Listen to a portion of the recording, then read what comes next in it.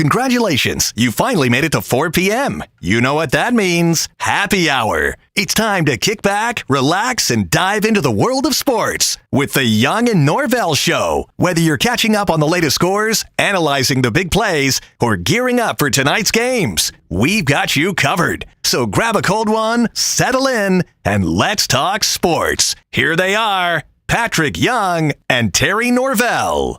All right, here we go. It is a hump day edition of the Young and Norvelle Show here on Action Sports Jacks. A lot to cover, man. Look at this rundown sheet. My goodness gracious. We've got a lot to get into, and we've got 2 hours to do it, 4 to 6. Hope you stick with us for the majority of that. We hope to hear from Patrick Young a little bit later during the show. Not sure what Pat's day is unfolded, or what has unfolded for Pat's day, I should say. Coming up at 5 o'clock on Wednesdays. You know by now we'll talk some sports medicine. A lot of injuries, unfortunately, to go over with Dr. Aaron Bates from Southeast Orthopedic Specialists. And we hope to hear from Brent Beaird, some college football kickoff times. Some more kickoff times have been set. We'll go over those with Brent Beaird, among a lot of other things. But, have you heard, as we welcome Casey Kurtz to the show, our producer extraordinaire, have you heard NFL schedule release, Casey? 8 p.m. That's what they're saying. The official all the way. You know, they've been letting some out. I guess they call that a tease, right? A little tease? I believe it's called a leak, but a leak, sure. Leaky tease. How about that? And of course, the NFL, they're not just at 8 o'clock. They're not just going to hit a button and send out the schedule. You know what they're going to do? A massive, bombastic television show. You didn't see that coming, did you? 8 o'clock, NFL Network. That is correct. Bombastic. Although, if you do not want to watch NFL Network and you only care about the Jags stuff, you can watch the Action Sports Jags team right here on the network. There you go. And why not? There'll be a lot more focused and less fluff. Can you imagine tonight's show? They're going to talk and yip and yap. You know what we need? Just go division by division, league by league, right? Mm-hmm. And put teams up and put their games, right? That would make sense. Is that all we need? Oh, it's going to be bombastic tonight. The NFL schedule officially will be released. Casey, I guess some stuff's leaking. It looks like the Panthers will be here week 1, I guess. That's the report. Yeah, it looks like there'll be a Thursday night game. It looks like the Jaguars may get a Monday night game. That's the report as well. Yeah. So we'll see. But, in true NFL fashion, they will roll this thing out with bells and whistles and whistles and bells. And, you know, I tip my hat to the NFL. My sport, college football, right now, there's a void. College football, and I don't know what it is, college football needs something right now, right here in the next 2 or 3 weeks, just to kind of, right? Because college football, the spring games, I guess, were the most recent thing. Mm-hmm. And, you know, you get a drib and a drab and a portal guy. College football needs maybe a week from now the official portal day or something. You know how they have signing day? Yeah, that's what I was just going to say. That's what it will be. Is that what it will be, you think? 100%. Yeah, an official portal day, kind of along the lines of National Signing Day. Yep, you don't announce where you're going. The teams don't announce who's coming until 4 p.m. on X day. And that'd be a big day, wouldn't it? I mean, if you've got... It'd be National Signing Day, yeah. I mean, it would be another, we call it portal day, but it'd be another National Signing Day, as you just said. And if truly all you knew were rumors and it was against the rules and regulations, right, to announce it, you got to put some stipulations on it. You got to have a punishment if you... Yeah. But if next Wednesday was college football National Portal Day and there were truly, let's just say 50, really impact portal movements or non-movements, right? Okay, Casey Kurtz has decided to stay at Nebraska. The star running back. Okay, that's how did I end up in Nebraska? Yeah, well, you know, you're a corn-fed guy, right? All right, fair enough. Right, and you're pretty good. When I look at you, I think corn-fed running back, and Nebraska pumps out running backs. That's me, right? That could be that. But wouldn't that be a big show? Yeah, no, I think that would be the move, the easiest thing to do. Makes a lot of sense. People are super interested in it. And wouldn't you have drama? You would have 2 weeks of lead up. Yep. Of talk and shows and everything. But college football does. The NFL. Everybody says this, and it's so true. The NFL does such a good job of keeping the shield in front of everybody. All year long. You know when they're not in front of you? When they don't want to be in front of you. Right. When they want to let the executives and the coaches take a little bit of a vacation in June, that's when they go. But they go when they want to go. They do a great job. So tonight, the official full-scale NFL schedule release, 8 o'clock, if you so choose to watch it on NFL Network. But like Casey said, it's coming out, and you can get it from different avenues as well. Casey, speaking of the NFL, let me run down this list. You'll know what it is, but let me throw it out, and you kind of tell me what it is. All right. It is 1 through 10 and a half, okay? 1 through 10 and a half. And a half. CBS, Fox, NBC, ABC, ESPN as one, YouTube, Netflix, Amazon Prime, ESPN Plus, NFL Network, Peacock, and the half would be YouTube at the rate of either $378 or $480. Any idea? I do. That would be the list of things and amount of money spent to watch every NFL game. How about that? If you wanted to follow this upcoming season, Every game. you wanted to sit in your living, now I don't mean going to your buddies or milking a password off of somebody, but if you wanted to say, I'm going to sit in my damn living room, I love the NFL, I want to be able to, I don't want to be shut out for any game, not one game. 10 TV partners this year. 10 were the first 10 I named, and I said the half, that would be if you also wanted to purchase Sunday Ticket. That's a YouTube property. Sure. I guess if you have a certain YouTube, it's $378. Now, this is just this.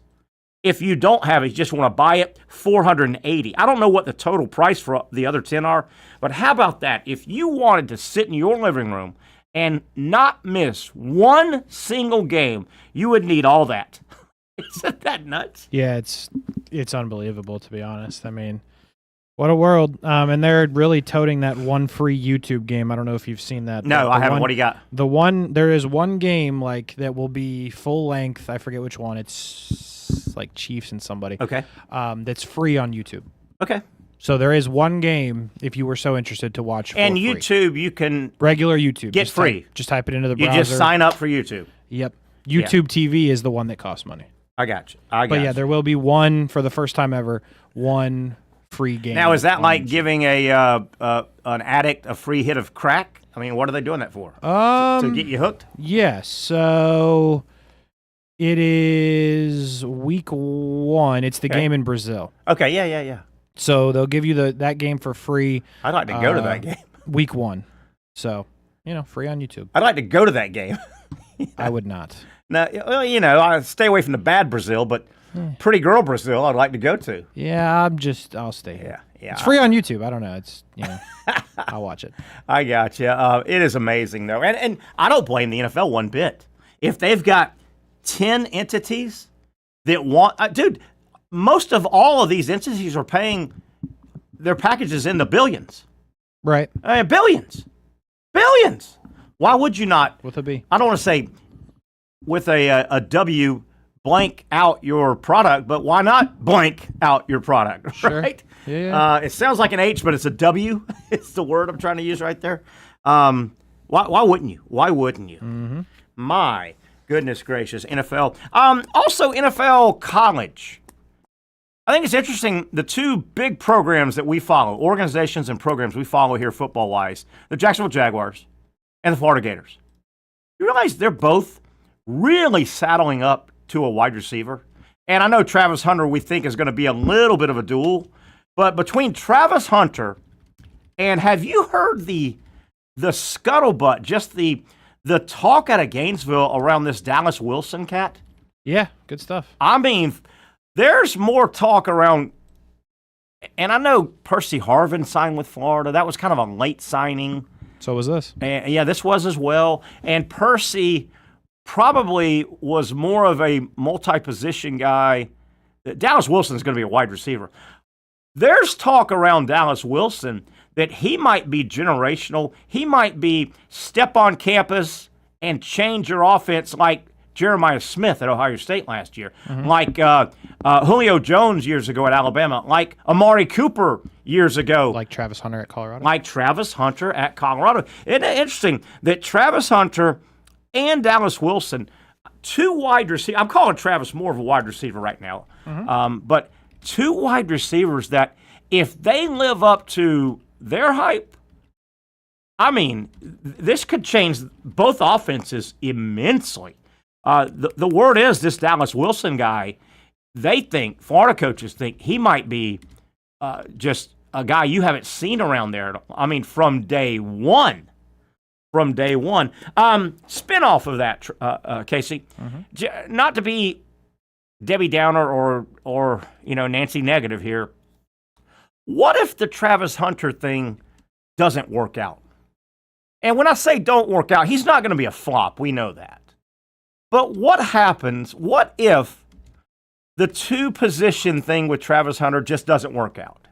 He can't pull it off. And by the way, if he can't pull that off, there's no shame in that. That's the NFL, for God's sake. Correct. You're being asked to go cover the best receivers in the world, and you're asked to go get open against the best cornerbacks. But, Casey, I know it's blasphemy. You're not supposed to even talk about this because it's so sugar and spice right now around Travis Hunter.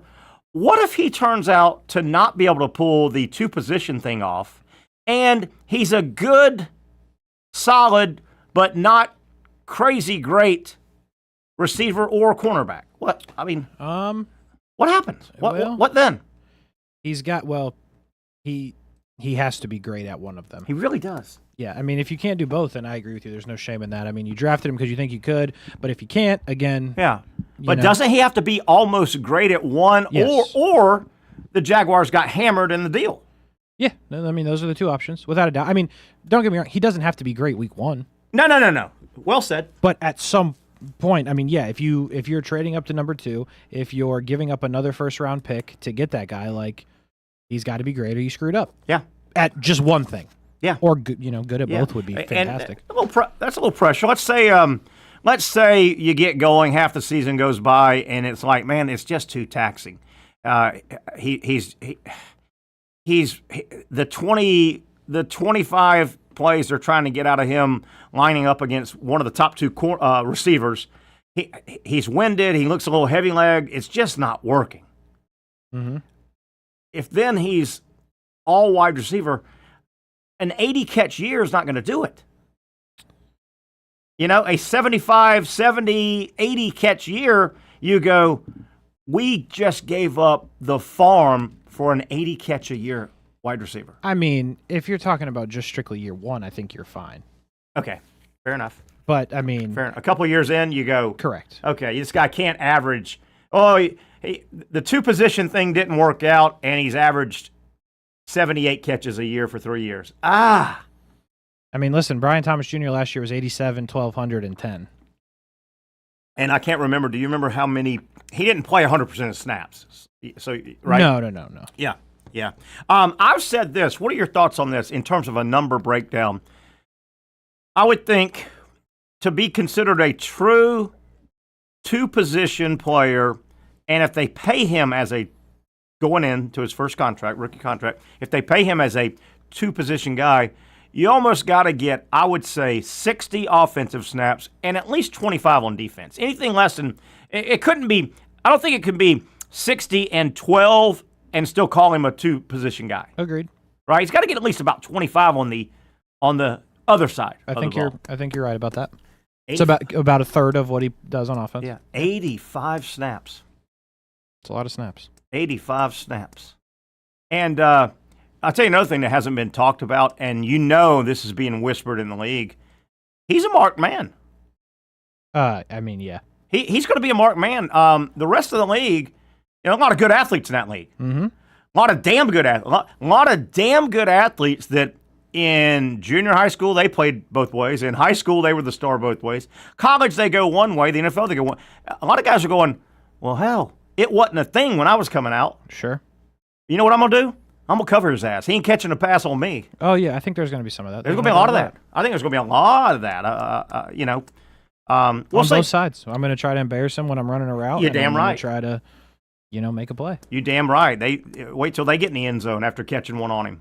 It's fair. Oh, my. Yeah, it is fair. It is fair. It's going to be fun to watch, though. It's going to be fun as hell to watch. What I really like about it is one of the knocks I've always had with the NFL, I think the NFL is very sterile. I think most teams look alike. You change the jersey colors. You could say it's gotten a little different on offense, but most offenses, they do the same thing. The NFL is very sterile. I like the fact that this changes it up a little bit. Yeah, no, without a doubt. I mean, it's different. I like the idea that the Jags have a guy that nobody else has and nobody else can create for the most part. I mean, you're not anywhere close to what this is going to be with finding another guy. So, I mean, listen, don't get me wrong. Ideally, he's great and it works out. But, like, even if he's average at both, it's good for the Jags. Yeah, and you know who else it's good for? That 13, 14, 15-year-old football player right now. Oh, no doubt. Right? There are kids. There are kids running around. You know, you have some of this May high school practices. You know, they get a little spring practice in around the country. There are kids around the country right now that don't even know that they are athletes that could benefit from Travis Hunter. Mm-hmm. You know, 14-year-old kid right now that is, 5'11", 195, runs, jumps, going to continue to grow. He has no idea. He has no idea. Now, there's also guys. How many guys, let's say the last 20 years, that came through big-time college and big-time NFL that are going, damn, I could almost doubled my salary. I just missed it, yeah. Yeah, but again, it just wasn't. Sometimes things aren't things. It just wasn't a thing. I mean, the Ohtani thing wasn't a thing until it was. Well said. It was not a thing until it became a thing. And people had tried. I mean, a little bit here and there. Brendan McKay, the Rays drafted 5th overall from Louisville a while ago. He was supposed to be able to pitch and hit. I remember that. As it turns out, he couldn't do either. Is he out, or is he just hanging on? No. I remember that kid. That guy was a really good player at Louisville. Really good. He was good at Louisville. And just not remember, Brad Wilkerson did it a little bit years ago at Florida, but he was nowhere near as dominant on the hill. Right. Obviously, Caglione is only hitting right now, but sometimes it just wasn't a thing. You know, so you look back and you go, why didn't XYZ sport do it? Well, some things just have to evolve. Nobody really thought of it, or you know. Mm-hmm. It's gonna be fun. Gonna be fun as hell. Hey, Duval County, okay, North Florida, our area, mm-hmm. and this guy's name is in the news today for a massive contract extension. Is it time that we change the list of greatest athlete to come out of our area? Historically, Bob Hayes was 1, mm-hmm. Bob Hayes was 2, Bob Hayes was 3, Bob Hayes was 4. Bob Hayes, the only human being, and what he did is a mouthful. Bob Hayes is the only human being in the history of this planet to have a Olympic gold medal and a Super Bowl title. He was the 100-meter, which is considered the fastest man in the world. The 1960 Tokyo Games, I believe it was. He 64. won it. 64. And then, obviously, he had a really nice career with the Cowboys. Supposedly changed pass coverage in the NFL. He was such a sprinter, this thing called the zone defense. Bob Hayes. And he's very, very deserving of – I understand what he did. I've met Bob Hayes when he was alive once or twice around the stadium. Is it time to put Derrick Henry there? Mm. Derrick Henry just signed a $30 million extension and probably won't play it all out. He's 31, 32. People also will throw – I don't think we can throw Chipper Jones in it. No. He went to Bowles, but he's from Pierce Taylor, right? He's down the road. I just don't think Chipper Jones is comparable to those two. Yeah. And Chipper gets mentioned. Tim Tebow, gets mentioned now. But Tim Tebow's probably top 5. Yeah, but what about Derrick Henry? Oh, I mean, Derrick Henry, one of the greatest to ever do it. Is he now the high school rushing leader of all time? Yes. So he's the greatest rusher of the football in high school football. Mm-hmm. He goes to Alabama, has at least 2 wins the Heisman Trophy, national title, massive seasons. He's carrying the ball 300 times. He's a man among boys at Alabama. He goes to the NFL and he's still going. He has Jim Brown-like games and runs. And he's still doing it. And remember the knock on Derrick Henry? You just can't run upright, physical like that. He's got too many miles on his odometer. Dude. As it turns out, he can. He's killing it. Yeah, he's one of the best ever. Is he, unquestioned. I mean, Bob Hayes was a barrier breaker and philosophy changer. Is it time to put Derrick Henry above Bob Hayes? I still think you got to go Bob Hayes just because, listen, when you lead this with nobody else on the planet has ever, you probably got to give it to him. But, I mean, Derrick Henry is one of the best to ever do it, in my opinion, football-wise, running back-wise, and he's still going. No signs of slowing down. Like, perfect offense for him with the Ravens. Like, I know. It's a perfect storm, and I think he's going to keep piling up some stats at least this year and maybe even next year. I probably sold him short. Running back, this is in the news. Running back Derrick Henry will be stiff-arming tacklers for the Baltimore Ravens for a little bit longer. Henry reached a 2-year, $30 million extension with the Ravens on Wednesday today. His agent told Adam Schefter the new deal keeps the 31-year-old Henry off the free agent market after this season and rewards him with the largest deal in NFL history for a running back over 30. And I want to go back to what you said a moment ago. I just probably sold him short. If Derrick Henry wants to play 5 more years, wouldn't you think he could probably play 5 more years? It'd be interesting. He'd be old at that point. But, I mean, where are his career numbers? Let me see if this article says that. He's got 1,100 yards, 106 touchdowns. 11,000. 11,000, sorry, yes. Yeah, and 11,423. 11,000. Now, Emmett's number is a big number. It's 18. I mean, it's a big, big number. And Emmett had what Derrick has, and Derrick has what Emmett has. Neither one of them got hurt.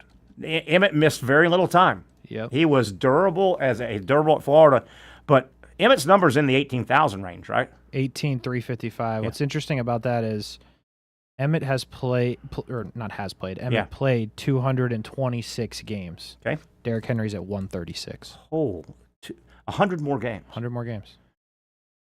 I'm too lazy. So what's he got to average? Ooh, a lot. So he needs 7,000 more yards roughly. 7,000 would do it. He would be over. Right, because he's at 11.4 and Emmett was 18.3. Right at 7, and you're going to drop probably. Your average is going to slowly drop. Well, that's the thing. Like, what we've never seen from Derrick Henry yet, which we still could, is him being a secondary back. Like, he was a secondary back early, and then he's been the lead back the whole time. Like, there's a scenario where he has a whole second half of his career, if you will, where he's getting not the bell cow carries, but he's still getting 100, 150 carries. Gotcha. Like a Mark Ingram type at the end. Because, Emmitt Smith at the end, I mean, I guess he still got a lot of carries all the way up until the end. I mean, he had a 90 carry season, low 100 carry season, but Derrick Henry could still do that if he so chooses to.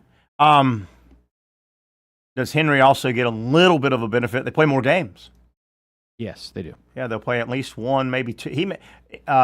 Henry, if he's healthy and plays 5 more years, he may benefit from the 18-game regular season. Yeah, I mean, listen, if he can stay healthy for 5 more years, he's going to do they count all yards? Is postseason count in that? No. No. Okay, it's regular season yardage. Yep. God dang, 18,000 is a number, isn't it? It's a number. My Playoffs, goodness. by the way, Emmett has 1,586 additional, and Henry has 1,002. How about that? Wow. And, Henry, to his credit, obviously Emmett, it took the Cowboys a little bit, but Emmett played on really good teams. Mm-hmm. Henry hasn't played on horrible. It would stink Barry Sanders, how many yards were left on the field for Barry Sanders? Because 60% of his career, he was getting drilled at the line of scrimmage. Right. Wow. That every time I look at Emmett's number, you go, that is a big number. It's a lot of yards in the NFL. Is there anything to staying with the Emmett Derrick Henry kind of comparison? Derrick Henry's done it when the league is a passing league. I mean, it's a passing league. He's an abomination or whatever you want to call it. Mm-hmm. Emmett, they threw it. Obviously, Michael Irvin and Aikman, but it was still running league. It was a running league. It was transitioning, wouldn't you say? when Emmett did it in the 90s. But it's Henry sticks out like a sore thumb a little bit in this day and age. Oh, yeah. I mean, especially the team he's on now, there's another person on his team that's going to run for 1,000 yards as well. He's going to eat. In Lamar, and they're going to throw it for 3,000-4,000. That's a great point, too. Emmett, who was eating up rushing yards for the Cowboys? Emmett. Right. Emmett, and Emmett. Mm-hmm. Lamar Jackson's eating up some rushing yards, isn't he? Lamar threw for 4,100 yards and ran for another 1,000. Man, he should win the MVP. You would think. Yeah, that's MVP numbers, isn't it? It's pretty crazy when you look at it like that way. And by the way, he's 41 touchdowns to 4 interceptions. If you add the rushing touchdowns, goodness, there's another 5, so 45 to 4. Goodness gracious. Goodness gracious. Pretty good. All right, we're going to go to a break here, our first break of the day. I want to tease something, though. We can get back on it. We cannot get back on it. Casey, if it makes you think during the break and you want to jump back on it, it's not a big deal, but it happened over the weekend. It happens every college football, baseball, every NFL baseball season, and I don't understand why. Here's what I'm going to say. Explain to me why college football and college baseball games quite often and regularly have their games weather delayed, lightning in the area. Lightning in the area. Happened a bunch over the weekend in baseball. It'll happen early in the first month of college football. Lightning in the area. Yet, rarely, now it does happen, but rarely do the NFL or Major League Baseball games get weather delayed. It happens. Don't get me wrong. I'm not saying zero. But why college? And I'm going to throw this out as we go to break. Are you telling me the NFL and Major League Baseball, they don't value human life like college football? I don't understand how college football and baseball regularly have weather delays, lightning in the area, but the NFL, they've got a bunch of open stadiums still. Major League Baseball has and they rarely go on weather delays. I don't get it. Somebody explain it to me. Casey Kurtz, that's your 3 minutes of research right there. I want a good, compelling answer so I go, yeah, I get it now. All right, it's not world-shattering, but I want to talk about it on the other side. One segment down, a long way to go. Hump Day Edition. We're cruising through it. On a Wednesday, the Young and Norvelle Show continues after this quick timeout.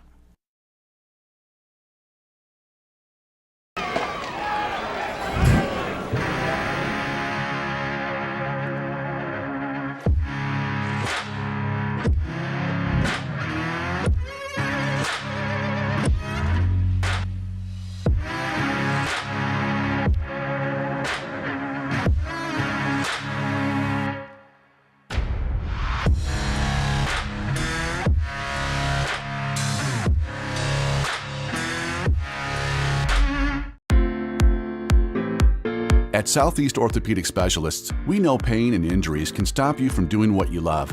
This is why our board-certified orthopedic specialists offer the latest in both non-surgical and surgical treatment options and create a treatment plan tailored to your unique lifestyle and goals.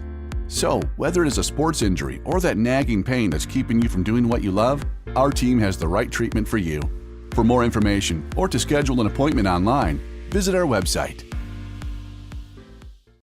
Finally, a family atmosphere, kid-friendly restaurant with a real sports bar feel. Bricks Jack's Beach features all of that and a large, climate-controlled covered patio with misting fans and heaters for all seasons. Mix in an extremely diverse menu that features the most quality and affordable steak at the beach, and there's no reason not to enjoy your next lunch, dinner, happy hour, or big sporting event at Bricks Jack's Beach, 300 2nd Street North in Jacksonville Beach. See you at Bricks Jack's Beach. You really got to hand it to him. Hold on. The previous play is under further review. I'm not sure what he could review, but okay.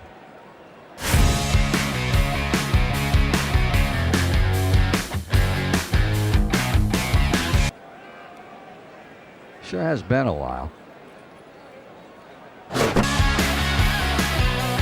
Dynamic Hurricane Grill and Wings for the football season. Well, there he is. Oh, what is that?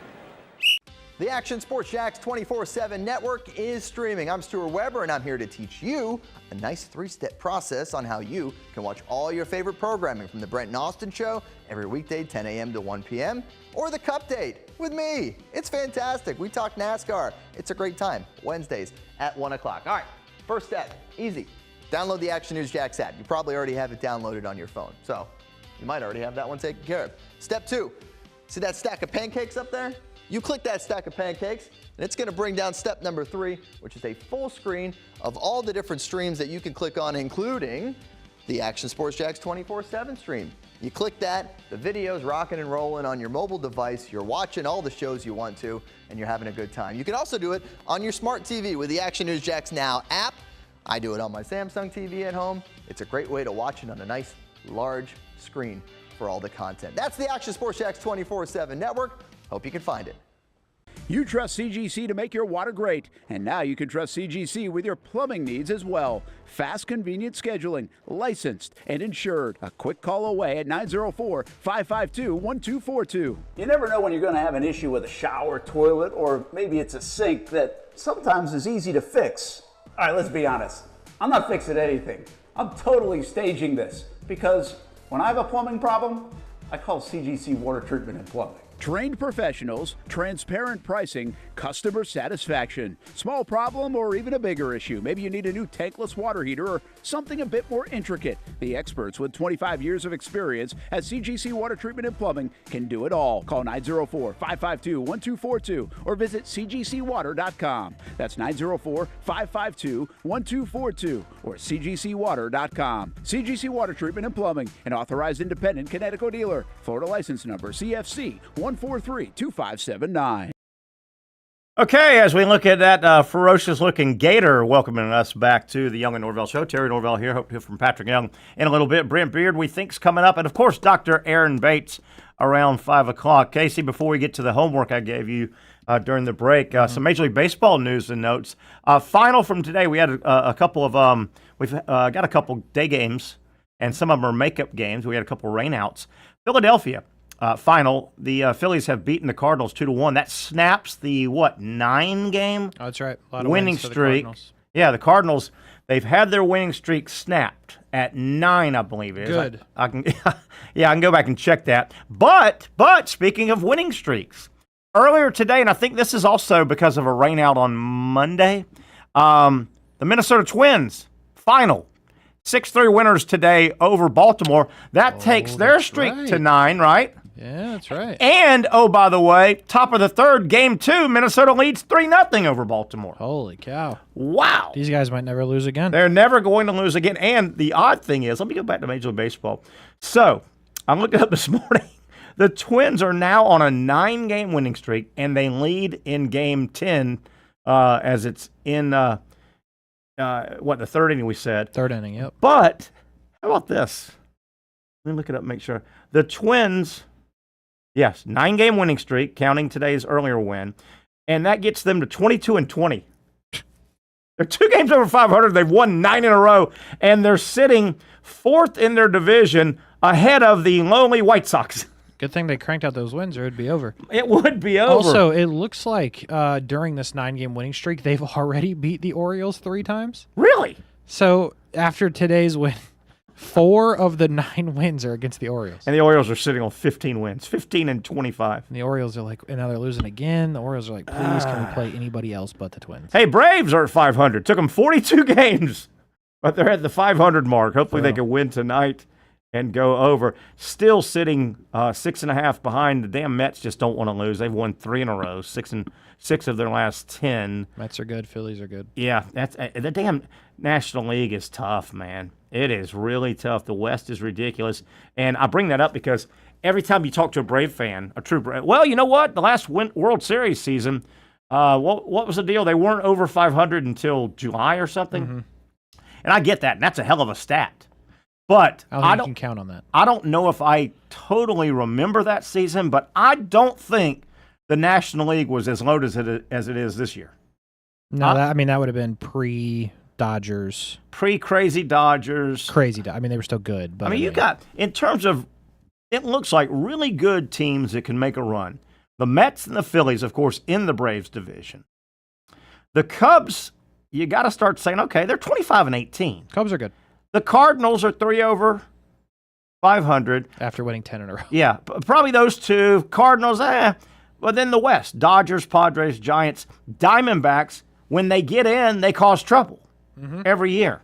That's a lot of teams to climb over to try and win the National League. I don't think it was that strong. When did the Braves win it? 2 years ago? 21. About 4 years ago. Yep. Did you see where Acuna hit a home run in his first at-bat? I mean, rehab? Listen, this has been something I've always been a believer in. If you don't, demolish rookie ball pitching and you're Acuna, bro, I don't care if you were hurt or not. Good call. You should be hitting home runs. Good call. I mean, these are dudes who legitimately just got to our country, basically, is how rookie ball works. Yeah. They haven't been here. And he hit it in rookie ball? Yeah. They sent him down to get some at-bat? Yeah, he's in Port Charlotte. Yeah, you're right, man. I mean, these guys were closer to pitching in high school than they are to the major leagues or even high minor leagues. Yes, they're like 15 and 16-year-olds. He should be hitting home runs. Yes. To be honest. Yes, exactly. I feel the same way about it. Like this, I'd say this about any other team, though. Yeah. You should be, demolishing if you're rehabbing in rookie ball. Twins with another run leading in the middle of the third, 4-0. Never losing again. They're never losing again. All right, you heard my explanation, or I'm looking for a reasoning. Why? College football, college baseball, if it lightnings within the hemisphere, they stop and hold play, and happens all the time. NFL, occasionally. MLB, rainouts, yes, but rarely. Why do they value human life any less, Casey? Well, you were making somewhat of a compelling case. What's the deal? I think it has to do with the amount of distance from said lightning or potential. The NCAA, I think, just has a stricter rule. I think it's 6 miles in college sports. 6 miles on the radar. And I'm sure the NFL is like, we'll push it to 15. No, they would go shorter. They want it. It's got to be closer. Oh yeah. Sorry, yeah. Right. The NFL says 200 yards. Yeah. If we can't see it, it's not. Yes. One Mississippi, right? That's all we got. One Mississippi. Yeah, I mean, have you ever thought of that? It's true. It's really weird. We had a bunch of lightning delays in college baseball over the weekend. I watched a ton of college baseball, and the previous week even. In college football, particularly those late August, mid-September games, it's so frustrating. But there'll be a bunch of college football games, that are delayed because of lightning. And I'll go, why does this not happen in the NFL? I know the NFL runs the world, but sure. I mean, do they run the lightning too? Yeah, can't have it during the games. There's got to be some schedule or something. I guess so. They got to get all the lightning out in May. I guess. Maybe I'm the only guy. Maybe it just has never lightninged in August through December. Maybe it's just never happened. Maybe not. No, Goodell doesn't allow it. Unless there's a hurricane. Yeah. Then they know they're canceled anyway. Otherwise, there's no lightning. It is nuts. Where do you stand on Pete Rose now? That was pretty big news, I thought. Where do you stand? Yeah, I mean, I think it is unfortunate that they waited until he died, obviously. But how about that? I think everybody knew that was going to be the case, unfortunately. Listen, I'm a big believer in you should be able to bet on your team to win. Absolutely. Just to be honest. So I've never really fully wrapped my head around the problem with it. I understand you can't bet, but if you're betting on your team to win, that has nothing to do with anything. Gosh darn, I would almost. So you're pro Pete getting in. Oh, definitely. And I feel the exact same way as you just explained. I believe in the numbers. And I also, this is going to sound terrible, but if you put up the numbers, should I say, and you weren't caught doing something, I mean, you still put up the numbers. You still put up the numbers. What you said about Pete Rose betting to win is, I'm all over that. Casey, I would almost, wouldn't you feel better as a fan, if they had a starting lineup and then next to it said, okay, here's your batting order and how many of their own ducats they have on their own team to win today's game?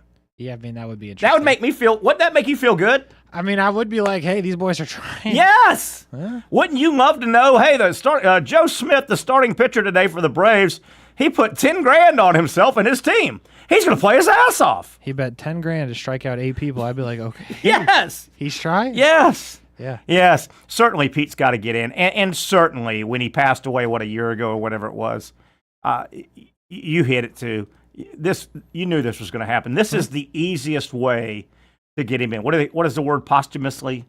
Yeah, he'll get voted in posthumously, past death. Yep. But not that there won't be a firestorm, and there will be, but this is the less firestorm that you could get if he was still alive. Oh my God! Because if he's still alive in this past, and then he gets voted, and I don't think he can get voted in until 2027. I think I read. Oh, okay. The next time the classic, whatever they call it, the classics get voted in or whatever. Okay. But if this came down, he's still alive, then obviously he's all over the media. Right. And, Pete's never been humble, I think. No, that's fair, though. So he would have come out probably guns blazing. I mean, there's a lot of Hall of Famers, though, that aren't really humble either. No, but Pete would have said, you and you yes, and you correct. and you and you and you. You're definitely right. He'd have double burdened him, wouldn't he? Yeah, I believe that to be true. But yeah, I think he, I would have put, he should have never not, in my opinion, not been in.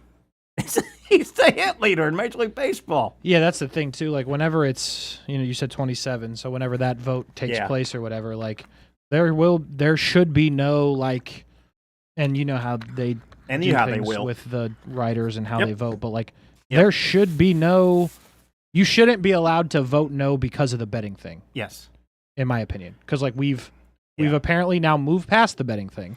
So you should not be able to then double down and say no because of it. You should have to vote solely on the stats, which is how it should be the whole time.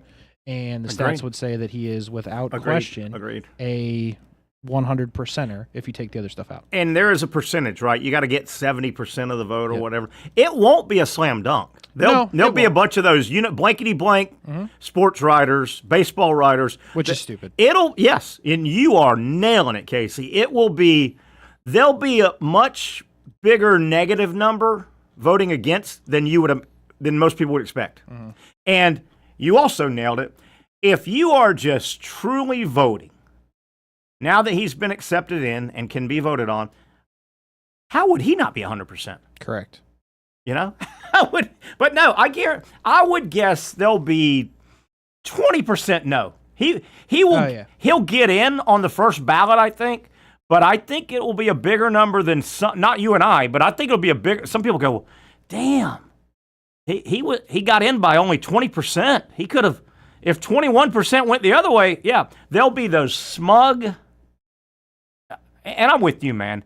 It's the numbers. To me, it's all about the numbers. Does this pave the way for Barry Bonds, the PED guys? Listen, I'm fine with. I'm fine too. Hey, Barry Bonds played, and I don't. Do you think somebody protected Barry Bonds? I mean, he got tested and stuff, right? I mean, yeah. I've always been a big believer in like me and I'll go with it. Me and you could go take steroids right now, and if they put us against the pitching that Barry Bonds was facing, we weren't touching it. Yeah, and he didn't get popped when he was playing. The numbers he put up, if he did it so bad, shame on baseball. That's fair. Shame on baseball for not popping him. I think it was a great day for Barry Bonds yesterday, and Roger Clemens and Rafael Palmeiro, and right. Mm-hmm. Now the one that will never is A-Rod. Yeah, why do you say that?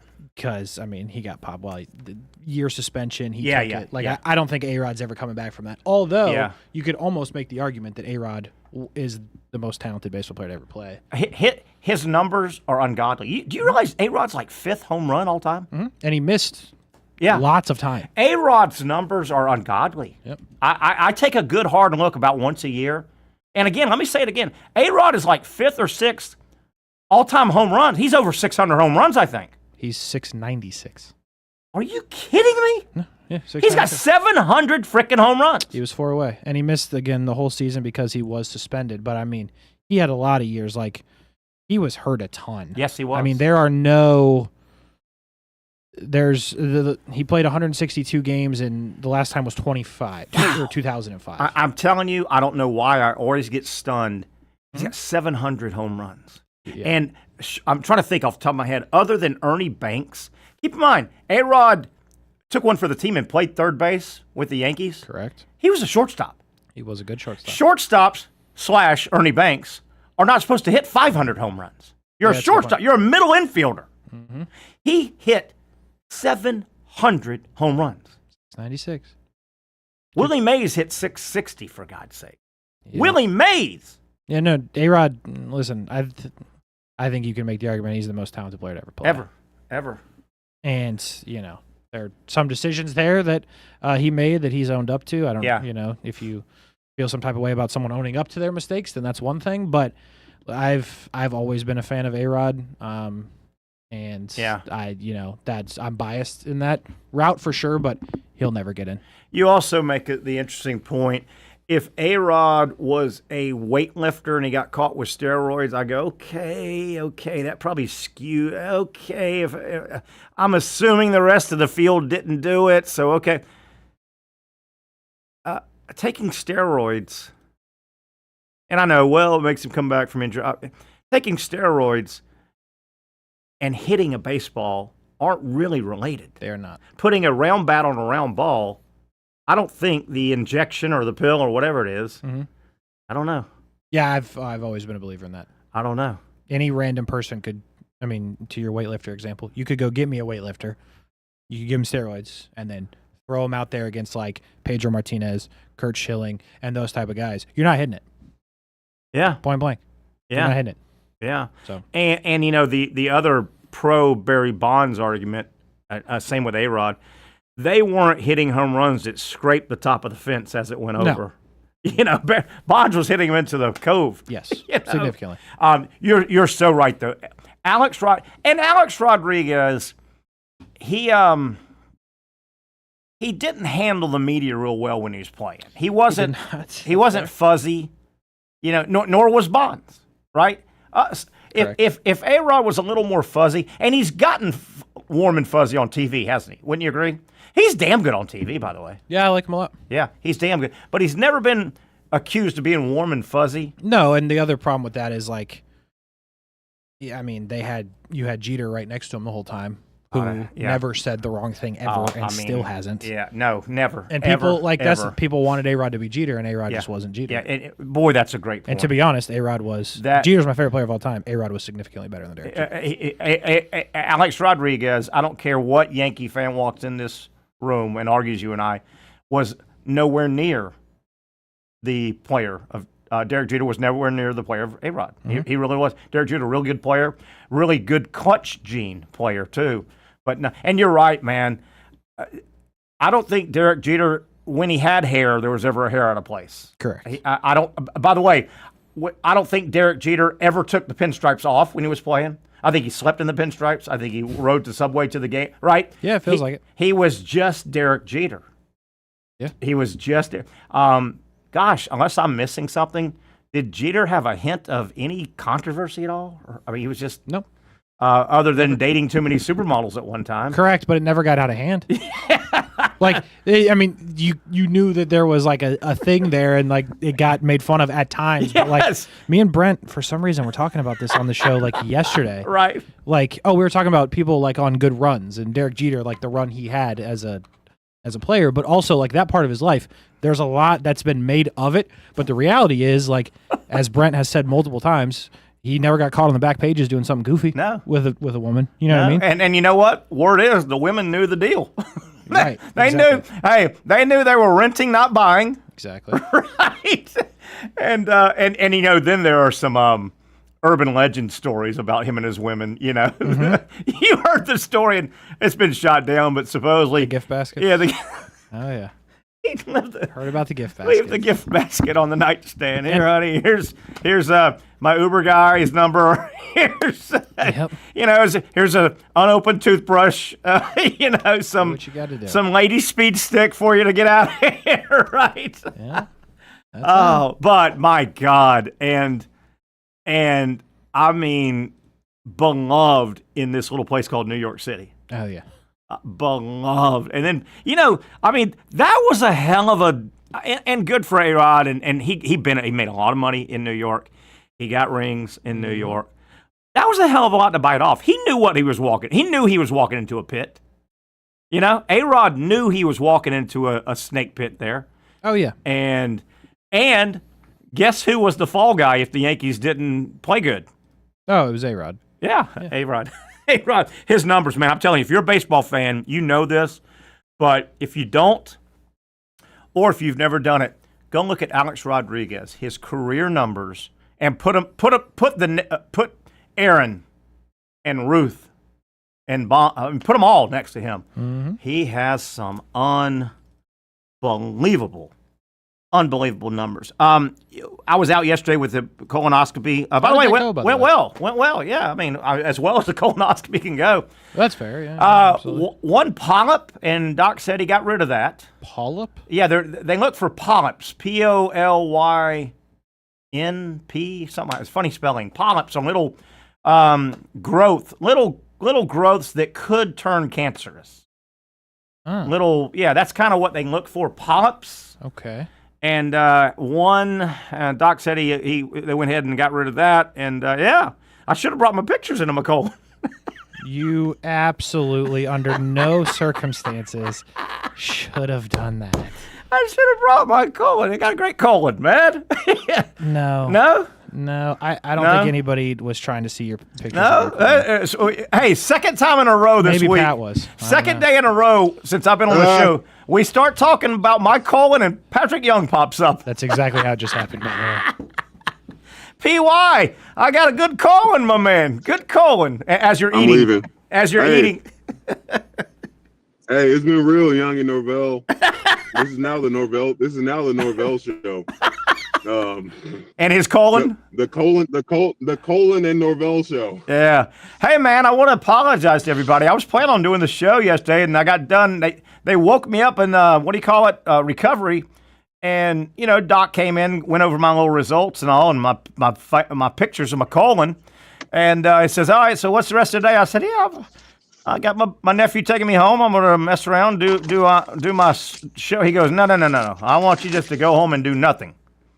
So you know what I did? I went home still a little bit loopy, and Patrick and Casey got me a nap. I talked to you on the phone. It was great. Yeah, I didn't say anything. I talked to you on the phone. You were like, "No, Pat, don't do it. Don't call me. Don't do it." Hey, I was literally sitting. Like, no. I had just gotten redressed. I was sitting on the side of the bed in recovery, and you called. I hope I didn't say anything tawdry, should we say? No, you didn't. No. Hey, I'm sorry to talk about. You missed out on a great Jim Martin. His segment was excellent, man. His segment was excellent. How was he? Was he good? No, we lose Pat. I wanted to ask. Great. Yeah. I learned a lot about him. Nice. Looks great. Yeah. He talked about a bunch of things. I think we had him on for about 40 straight minutes. Oh, that's nice. And I know Coach Martin, by the way, people looking to find a camp for their youngsters, we'll get a lot of these details as it happens. But Coach Martin has a summer basketball camp. It starts in multiple levels, by the way. If you want to improve your basketball game, and Pat, I want you to speak on it a little bit. It starts late May and runs all the way through August. There are multiple camps, multiple levels. If you want to work on your point guard skills, your post player skills, Coach has been running these camps, and they're up right now. It's Jacksonville Basketball Academy, right? Jacksonville Basketball Academy. Yeah, JBA. Yeah. Did y'all talk about that yesterday? It's one location. He's got four locations. Yeah. 4 locations of his gyms. I know Nocatee. I know the one that's on Beach Boulevard. We'll get those details, but we'll get them all. One's at JU. And look, and I say this all the time. I say the world would be a better place if everyone grew up and played team sports at some point. I agree. I couldn't agree with you more. Because you and Coach Martin talked about it. The one of the things that he doesn't like that's happened and changed in high school basketball is very similar to what Nick Saban said. It's turned to transactional instead of transformational.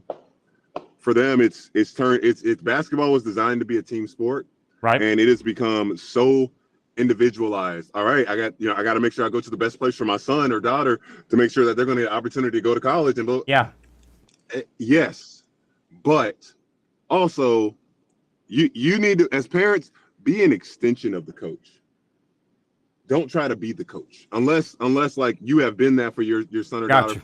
You take them to a place where you're paying all this money. Absolutely. Go and watch. Absolutely. Go watch, pick up on the things that you see they're working on. Ask Coach Martin, hey, what is that drill again? Should I work on that with my son or daughter at home sometimes? Absolutely. And then like, let coach. Yeah. Like my biggest fear why I would never go into high school coaching, I don't want to deal with the parents. I agree. I don't want to deal with the parents. I totally agree. I've seen it. And have to tell them your kid you did not pay for playing time. Your son played to get coached, to learn, to make some great relationships as well. Like that's where I'm at with it, bro. I'm with you. I like what you said a moment ago about, and I'm all for a very talented tennis player. I'm all for a very talented golfer. I'm all for a very talented cross-country runner or swimmer. But I agree. I would want that talented athlete to at least as an 8, 9, 10, 11-year-old to have played a team sport or two. There's great growth, I think, in being part of a team and hanging around your team. Yes. And your team at school, you stick by each other. And your team when you travel. I totally think there's great growth for a young person to be on a team sport. And then I get it. If you find out your best sport is an individual, go your way. But experience being a teammate. Right, Patrick? Absolutely. Talk about it. Experience being a teammate. Experience being experience what the real world's going to be like. Yeah. To an extent. Yep. An authority figure, a common goal, the sacrifice and discipline that you learn. And look, when you're learning as a kid, learning how to be, it's messy because you don't understand what discipline looks like yet. And that's what the coach and the team is there for. Learning like, hey, when I don't do my job, when I don't do what's asked of me, I'm not going to play. Yeah. I'm not going to play when I disobey. I'm not going to get this or that. And if I don't bring my shoes, and sometimes with the parents too, like parents, your time management and your kids showing up late over and over and over again, you can't be angry at a coach because you can't get your kid there on time for them not playing your son. Yeah. Because it's not fair to the players that are showing up on time. And that's a lesson for the parent and for the kid. All right. Hey, I can't be late. There's consequences when I'm late. And you might say, yeah, everybody knows that. But hey, until you actually face some real consequences.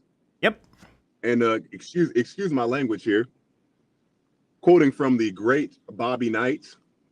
Oh boy. There's no greater teacher than to that'll get you. That'll put you in a spot where you and look. But that is the kind of individual. How do you?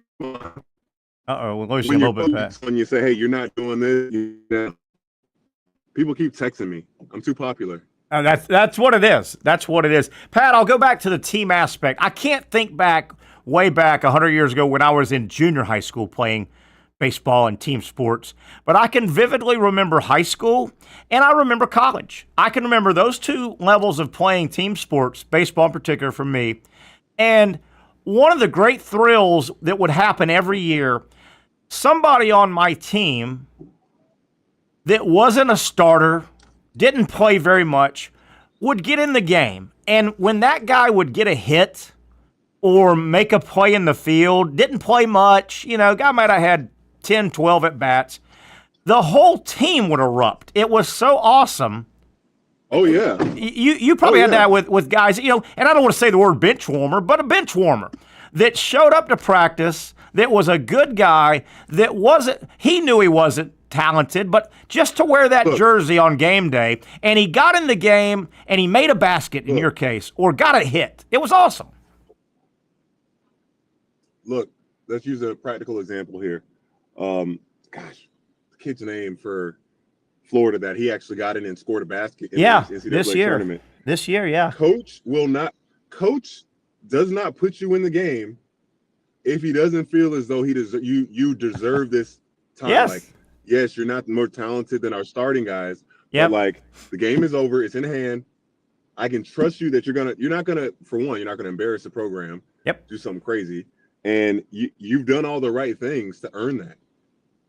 Yeah. So yeah, like that alone, that's why those guys, and I can attest to it, you go so crazy when they score, because like it comes so little, the opportunities for kids like that. Yeah. Yeah. And the fans love it too. That's why, like, I can't wait for Olivier Roux, man, to get some minutes. Yeah, the big man in Get Florida. some minutes. Casey, let's do a little. And on this, Terry. Go ahead. Terry, did you look at what I just sent you? Did you look at what I just sent you, you guys? I haven't yet. What do you got? Okay, Here we go. Here we go. Hold on. I can pull it up here. By the way, I'm going to do some producing on the run. Casey, if we get Doc on, can we just roll into Doc? If we get him on. Is he on? Oh, let's go ahead. While I'm looking, let's welcome Dr. Aaron Bates. It is time now, Wednesday, as you know, for our sports medicine discussion from Southeast Orthopedic Specialists. Doc, how you doing? You there? Hey, buddy. I'm doing well. Can you hear me? Yeah, you sound great, but Patrick said you got to hang tight. I got to look at something. Pat, what'd you send me? Tell me what you sent. To hell with Dr. Bates. Well, no, this is Dr. Bates. I'm going to ask him a question after you see this. Okay, Desmond Watson. Is it about Desmond Watson? Can you read before you ask the question? How about this, Doc? Doc, can this be true? This is what Patrick sent me. Desmond Watson, former Gator defensive lineman, 6'6", weighs 464 pounds. Supposedly at his combine football, he had a higher vertical leap than Janai Broome. Doc, could that happen? Janai Broome, the Auburn basketball player, couldn't jump higher than Doc, wow. Tell me that's 460? 24 inches. And first of all, 25 inches is not great for a basketball player. If you're at like 28, 29 at minimum, like what are we doing here? Hey, but Janai Broome can figure out how to score that ball. Yeah, he can score that ball. He could. Dr. Bates, I've got several things I want to fire your way. Patrick may as well. First off, I forgot to put this on the notes, but Derek Carr recently retired. Rotator cuff. Man. He had a rotator cuff situation, Doc, like you, that you just went through having yours fixed. Derek Carr's done now. I know you haven't talked to him or doctors around his team. Do you think Derek Carr finally shut it down because of that rotator? Was it a performance situation? Or was it a pain thing, do you think? Or did he just lose his fastball? You know what I mean? I wonder if it was performance or pain that finally said, Derek Carr, I'm done with it. It's too bad. Doc, we lost your audio. Oh. You hear me? There you go. You go ahead. Performance or pain? I think it's a little both. Now, when you talk about the rotator cuff and throwing, that can be a very devastating injury. And so I think once the rotator cuff heals, I think it'll be fine. And so it's probably more performance after that. Yeah. Now, I don't know if it was part of his situation in New Orleans. Seem like, Go ahead. When he got another said a degenerative shoulder. Yeah, degenerative, they called that. Something in a labrum tear and a degenerative, Yeah, I don't know about what was all in his probably been throwing. And Pat, I'm sorry, we're losing you a little bit. He's been throwing since he's been 5 years old? Yeah. And Doc, could there be a situation, a guy at his age, you're going through it right now, could he also may have said, man, I just don't want to go through what it would take to get back to throwing NFL football. I may just want to, I played a long time. I can rehab to get through brushing my teeth every morning, but maybe I don't want to go through, right? Because I would imagine there's different rehab approaches if you're still trying to throw an NFL football versus just quality of life. That's correct. And taking care of a rotator cuff and coming back from a rotator cuff is going to be harder than coming back from a labral repair as far as throwing is concerned. And it takes a lot longer too. And so he may just been like, I looked at his age and where he was, the situation in New Orleans. Yeah. And said, hey, let's just hang it up. Yeah. Yeah. And let's just worry about Derek Carr post-football getting it operational for functional for life than, I got to zip a ball in. That may, that'd be a lot more rehab. Doc, another injury I wanted to talk about. The Rockies' designated hitter, Chris Bryant, been playing the game a long time, was a Cub, I believe, for a long, long time. Diagnosed lumbar degenerative disc disease, I think they called it. And he supposedly, this kind of scares me. They said, what I read was he's almost gotten immune to cortisone shots, which is scary. And they're going to try something called ablation, if I'm pronouncing that correctly. Something about tricking the nerve to not feel pain or something. What is ablation?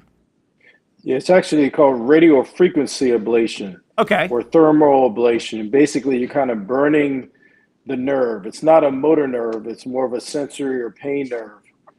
And so you basically burn it until you don't, it tricks the mind. So the mind isn't getting those pain sensors. So you can trick the mind, and for a while until that nerve regenerates, after about a year or so, you can have a lot of pain relief. But that sounds dangerous to me because is it pain in a weird way? The human body needs pain, so we know not to just crush part of our body or cut our finger off, right? So the minute I heard about tricking the mind, tricking the nerves, hey, you're not feeling pain, that scared me, Doc. Am I wrong about that? I'm like, that's risky, it sounds like. Yeah, I guess in certain situations. But if this is more like a chronic pain situation where before you were almost doing the same thing with the epidural steroid injections, okay, but that was there to reduce the inflammation, and it's a chronic low back pain issue, then sometimes doing this can serve a good purpose to get somebody back to doing the things they want to do without that pain. And Pat, I think I heard you agree with me. That makes sense when I explain that. You kind of, if I've got a bum knee, I don't know if I just want to numb it. I may end up hurting it more, not knowing I'm hurting it. I'm like, It's always a possibility. Yeah. No, I think, I mean, I mean, those Toradol shots, I mean, they're not fixing a problem in terms of like the injury you have, but it does, in a sense, mask the pain. Like if you got a sprained ankle, it'll mask that pain. Those ligaments are still stretched. It doesn't just, and you'd hate to. Toradol is a major anti-inflammatory. Stretch them more. Inflammatory as well, yeah. So you reduce the inflammation, and you trick the mind to say that there's nothing wrong when something's still actually wrong structurally. That could be an issue. Doctor, if someone becomes basically immune to cortisone shots, that must mean they've had a lot of cortisone shot, right? I mean, do you hear that much? Never heard that before. That blew me away. It said that in the write-up I read. Said he's pretty much cortisone shots are not having any more effect for him. Sometimes that can happen. Let's say you take the person with knee arthritis and they're getting treated with cortisone and shots every 3 or 4 months. Well, at some point in time, it's not going to work anymore. Yeah. I guess also what we're talking about and what Patrick added on. I've never heard that before. That sounds crazy. I hadn't either, and that just made me go, wow, how many times have you gotten that shot to get to that point where, wow. Pat, what you were saying a moment ago, too, I immediately thought about, you know what, you can take all the Novocaine shots to a bad tooth, but at some point you've probably got to fix the bad tooth. You can't just constantly take Novocaine shots and numb it. It's fine. It's just going to rot out maybe, or I mean, how many Novocaine shots can you take? Doc, ugly injury, and we saw the injury last night, Tatum, for the Celtics. I mean, in a explosive move, which when we see these explosive move Achilles ruptures, You can see it. I mean, he's done. They're talking about he may be done for 25, 26. Had surgery, I guess, yesterday, today, this morning. He's done. I wanted to ask you, Doc, obviously you treat a lot of athletes that come through, and you've treated your share of Achilles. When a non-athlete, when I'm out and about over the years, I've run into friends or whatever, and they're in a boot, and you go, hey, what's going on? Oh, I ruptured my Achilles. But they didn't do it. How does John Q. Public do it non-athletic? Is it walking up and down stairs? Is it slipping awkwardly? How does John Q. Public, or they're not doing anything majorly explosive like the athletes. How does John Q. Public generally get a ruptured Achilles? Is it just a fluke? Yeah, pretty much. You don't have to do anything majorly explosively or anything like that. And it's usually not an overuse type of injury. Okay. This is a sudden slip and then catch yourself. Again, remember I tell you about the eccentric contraction where the muscle tendon unit is lengthening while the muscle is contracting? Yes, I remember. That's how you get it, right? So you can see when Jason Tatum did it, he was stepping back to cut to the ball. Yeah. And so that calf Achilles tendon to bone unit was lengthening, but the calf was actually contracting. And that's how you get it. But again, he's done that a million times. Yeah. But then for some reason, you do it stronger than one other time, and you just get it. And we've seen it so many times. Aaron Rodgers. I mean, there's just umpteen people that we've seen over the last year with Achilles injuries. I've asked you this before, but I would like you to go over it again about a major. Obviously, he was in pain, man. He dropped, or didn't get off the ground because he kind of fell on the play. But when guys blow their knees out, obviously you can see they're in pain. Well before they get off get to a medical facility, well before they get a shot or something, does that pain turn into shock? Does it go away? I mean, sometimes they'll get to the sideline and they're not, their facial expression doesn't scream pain anymore like it did 8 minutes on the field ago. Does it finally pain threshold out before they get a pain shot, or how does that work? No, that's your body's only defense mechanism, really. You have these things called endorphins. And when you have an injury like that in a competition, those endorphins are fired up even more. Okay. And so, yes, there's a quote unquote shock, so to speak, that helps kind of deal with the pain.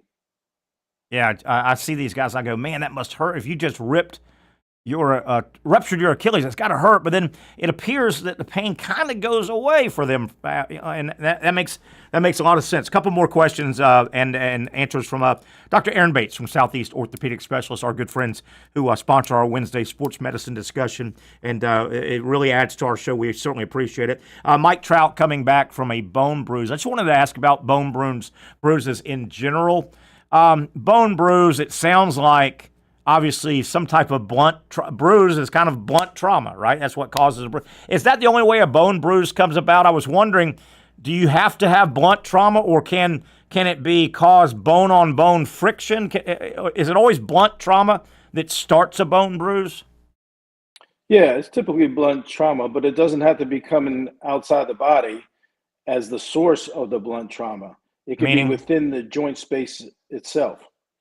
Let's say you hyperextend your knee and you don't tear your ACL or anything like that.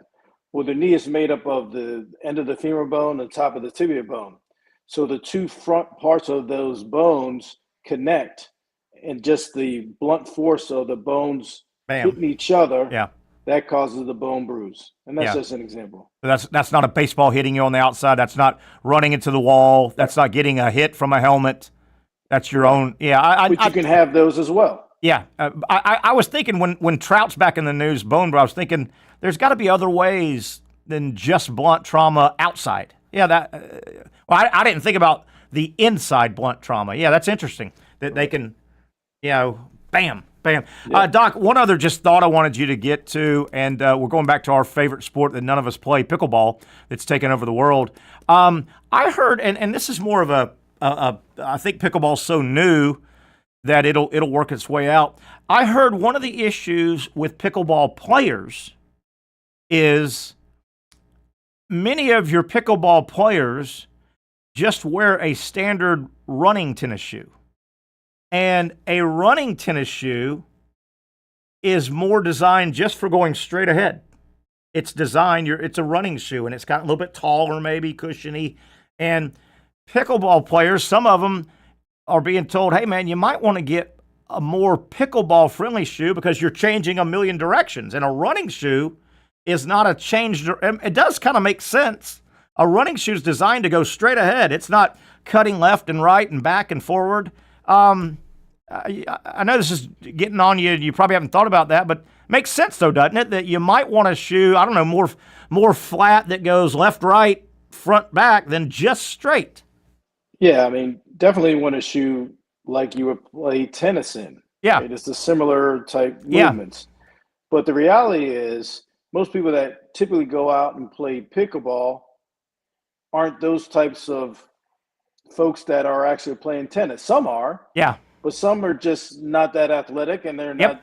They're just going out there, runners and walkers and whatnot. So they're just trying to learn the game. Yeah. Much like my wife, and they just have running shoes. Yeah. And I have heard from some people I know in the pickleball world, and I'm not trying to sell pickleball shoes, but they're saying that there's starting to be some ankle, foot issues, and they're thinking a lot of people are picking up the game of pickleball and just wearing, hey man, that's my athletic shoe. That's the one I run a couple miles. It's athletic, but they're more designed. That makes sense to run straight. Correct. They're not designed to cut left and right. I don't know, support maybe a little taller than I don't know. Interesting. Well, tell me about. But the other thing is that with pickleball, they're not running as far to get a ball or whatnot like with tennis. Sure. Or some other sports. So I mean, could it make a difference? Sure. Should they have better shoes than running shoes? Of course. Yeah. Yeah. Tell me a little bit about wifey and the pickleball. Is she good? No. She just started taking it up and you can't say that. Sort of. Well, I wouldn't say that. At least don't say that. I guess she was a little bit better than I thought.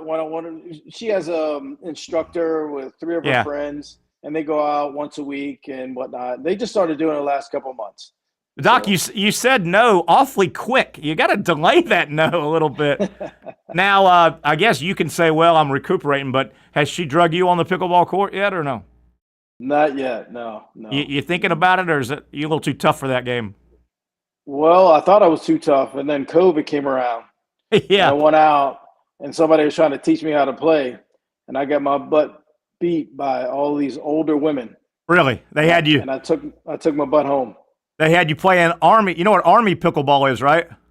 What's that? Army pickleball. They had you going left, right, left, right, left, right. Then they hit it right at me. You couldn't defend yourself, could you? No. I like it. I like it a lot. Hey, we kid because we care, Doc. But as a single guy, a little marital advice, if you will. Don't say no so quick. Well, she's not listening. Okay, fair enough. Somebody is going to talk to her and say, man, your husband said you were not very good. He said it quickly that you're not very good.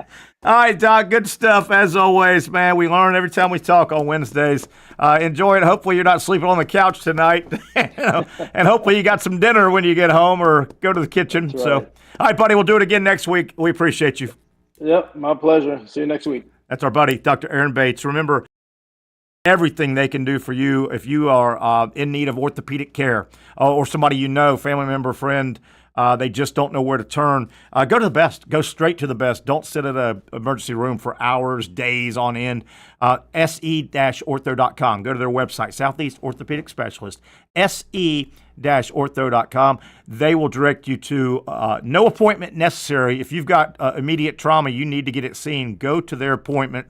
Locate no appointment necessary locations and they'll get you on the road to recovery. The best in the business when it comes to orthopedic care. Southeast Orthopedic Specialists. Break time. We'll come back. We got a bunch of topics still we haven't gotten to. High school baseball. We have one of our local teams that probably are pretty late in a game here. Let me see. Today, 4 o'clock. We'll talk about the 2 local high school teams we think are still alive. We'll talk about that. Some miscellaneous sports news and notes. That and a whole lot more. Stay with us right here on a Wednesday edition. The Young and Norvelle Show continues. For those dealing with pain from a sports injury, arthritis, or spine condition, Southeast Orthopedic Specialists offers innovative new non-surgical options. Our regenerative medicine treatments, including platelet-rich plasma and other regenerative treatments, use your body's own restorative cells to aid in treating injuries. These procedures are performed in our offices and typically require minimal downtime. If you want to get back to doing what you love, our regenerative treatment options may be right for you. For more information or to schedule an appointment online, visit our website.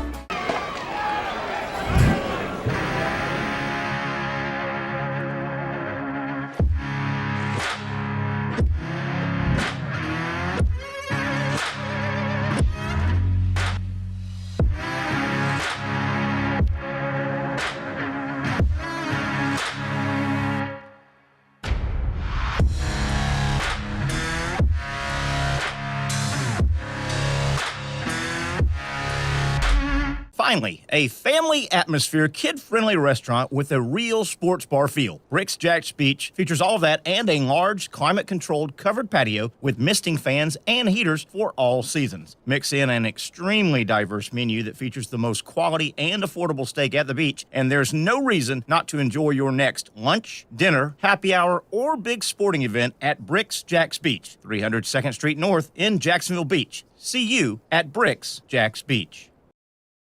You really got to hand it to him. Hold on. The previous play is under further review. I'm not sure what he could review, but okay.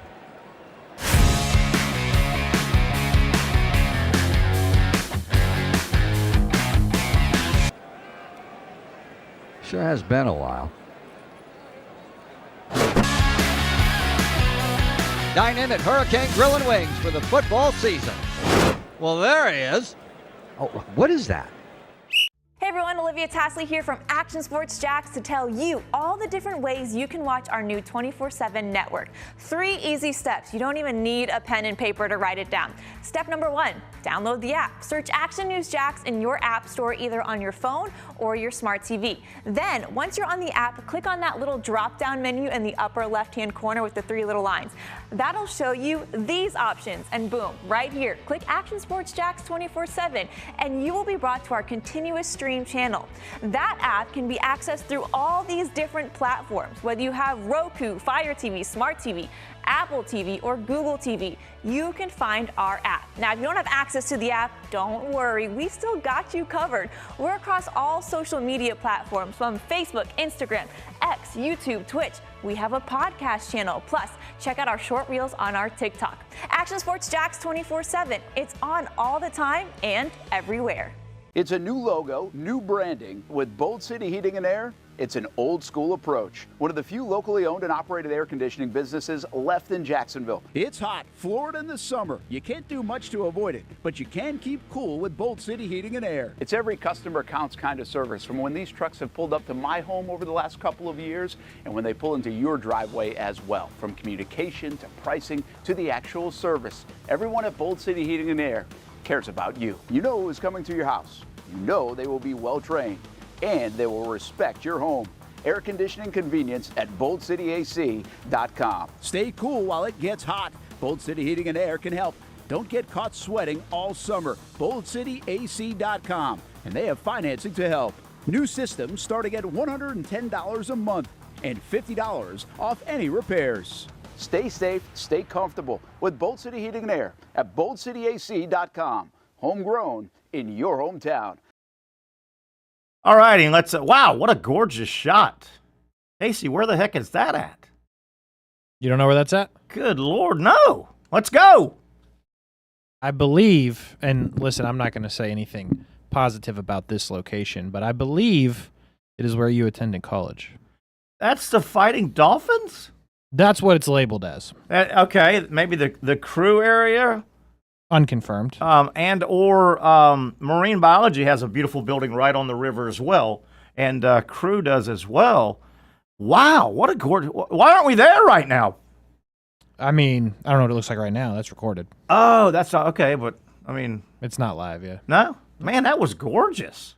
Yeah, I was on that beautiful campus a week ago Saturday. My niece, my niece graduated from a private institution of higher learning. I like to call the Harvard of the South. I've never really said that. Have you ever heard that saying before? Not from anybody that I know. No. Okay.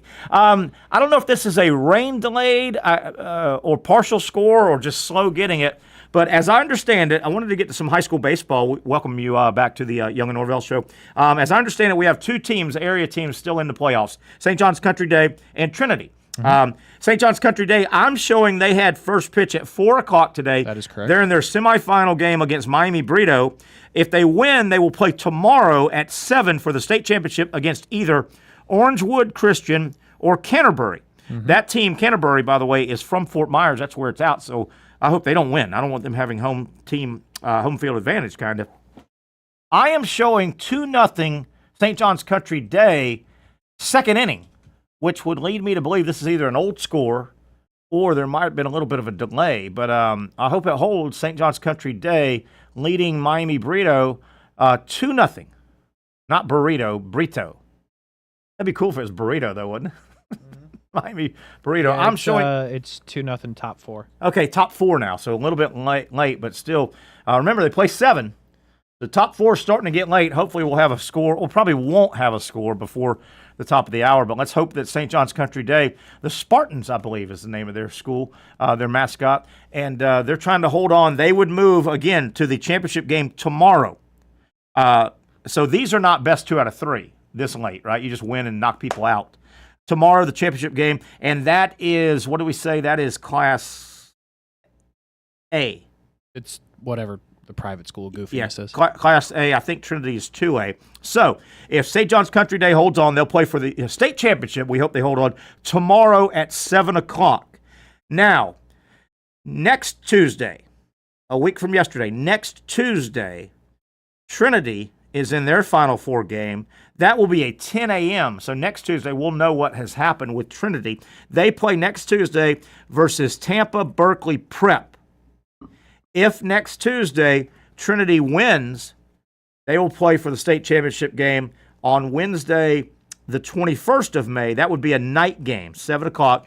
If Trinity wins next Tuesday, they'll play the winner of St. Andrews or First Academy. St. Andrews is out of Boca Raton. First Academy is out of Orlando. So we wanted to get some high school baseball. I want to apologize. I don't have any high school softball to report on. I don't know if we've got teams. And are they going on at the same time? You know, college softball and baseball are staggered a little bit. Yeah, it's going on right now. Going on right now. So hopefully, and maybe we can get a final before we get out of here, that St. John's Country Day has held on and moved on to the championship game, which will be tomorrow. So there you have it. Wanted to get that out. Some other things I want to get to. Want to bring up Gator baseball a little bit. And, man, I was doing a little remembering from last year. You remember the Gators did not have a really good regular season. They got in the tournament. They got in regional play and made a hell of a run to the Final Four.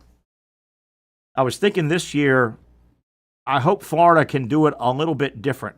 Florida is getting into the tournament. They've played their way now into a regional berth. I don't think it matters what happens this Thursday, Friday, Saturday against Alabama and Gainesville. And even if they go one and done and lose in the SEC baseball tournament, Casey, it's still amazing what Florida did last year in postseason play.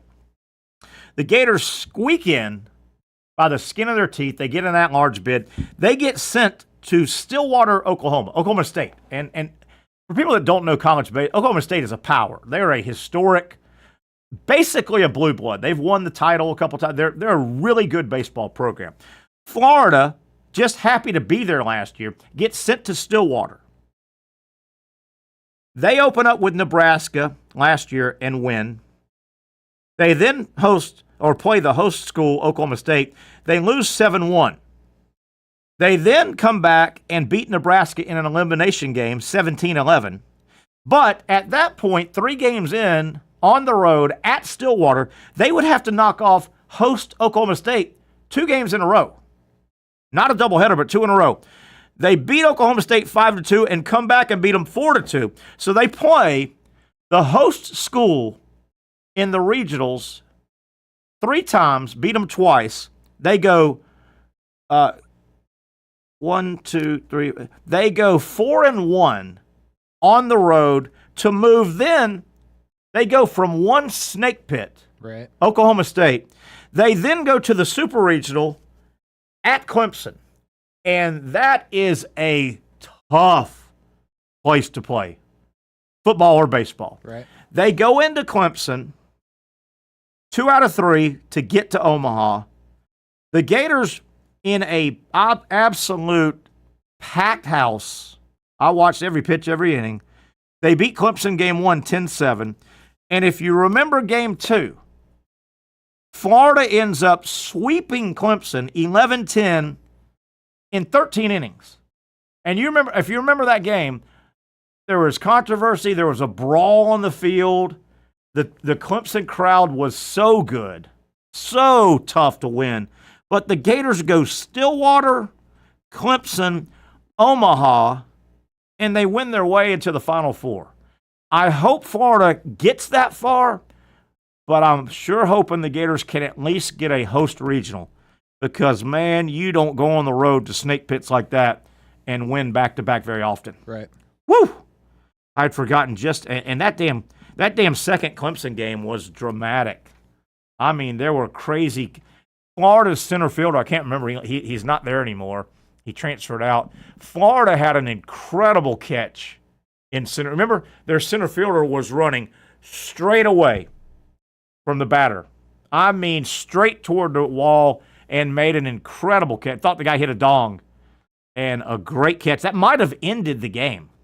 I think it did, actually. I think it ended the game. So, hard to believe. I just wanted to relive that, man. I hope they have the same results, but, man, if you can at least get the regional in Gainesville. And then you probably won't, but depending on how the cookie crumbles, crazier things have happened. You could get a regional. I mean, I'm sorry, a super. Sure, yeah. A super region. Depending on what it would take some upsets because Florida's going to get in and be a low seed. If they host, yeah. Anyway, but you can't do it unless you're in it. You can't do it unless you're in it. I wanted to. I'm not sure if we're going to hear from Brent Beaird today, so I wanted to get to some college football games that have some more games have been assigned kickoff times, and they'll, much like the NFL schedule coming out tonight, these kickoff times will kind of drib and drab their way in. Here are some times that we know and some games that kind of are intriguing. We start way back with really the first game, Thursday, August 28th. It's not a great game, and I don't love the time, but it's watchable. Nebraska is at Cincinnati Thursday, August 28th. That's a 9:30 kick, though. I don't love that. I don't love that at all. 9:30 Yeah, 9:30. Don't love it. Cincinnati, Nebraska. Yeah, that's the better of the best game on that day. I just wish it was earlier. Nebraska, Cincinnati has been set. Is it Matt Rule at Nebraska? That's correct. Yeah, he needs a decent season. That is also correct. He needs a decent season. That'll be a decent game, but man, 9:30. The next night, Friday, August 29th. I love this game. I absolutely love it. Georgia Tech. Don't look now. Brent Key is doing nice things at Georgia Tech. They probably should have beat Georgia. He's turned that program around. He's been there now going on, 3, maybe 4 years. How about Friday, August 29th? Kickoff time is set. Georgia Tech at Colorado. The first Colorado Dion sighting without Shador, without Hunter. 8 o'clock from Boulder. Very, very entertaining game. I can't wait to see that game. That has been assigned an 8 o'clock kickoff. That'll be interesting because that should be true freshman Juju Lewis playing quarterback for how about that? Colorado. How about that? And Georgia Tech's good. Yeah. They're good. Oh, definitely. Remember, they're better than Colorado. Yeah.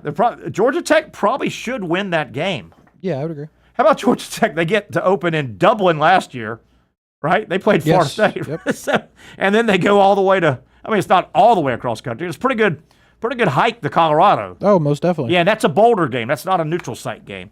So the next day, we've got a couple of 3 games that are really intriguing, and they've been set kickoff time. The next day, Saturday, August 30th, noon, Tennessee, Syracuse. Look out. Look out. Damn right. And Casey, tell people, why is that sneaky? Syracuse is hard to beat. It's good. Fran Brown's got it going there. And it's in Syracuse? Let me see if that's a neutral. You know, a lot of these are. Because that's a extremely hard place to play. Just ask Miami. Just asked Florida years ago. Yeah, you're right. Let me see. Let me dig that up because you never know. Some of these are a lot of these can be sneaky neutral site games. Sure. But here we go. Let's get down to August 30th, 28th, 29th, 30th, all the way at the bottom is where they Yeah, it's neutral site. Neutral. Mercedes-Benz. Mercedes-Benz. There you go. Still, though, like I feel like nobody ever in the history of college football has wanted to play Syracuse. No.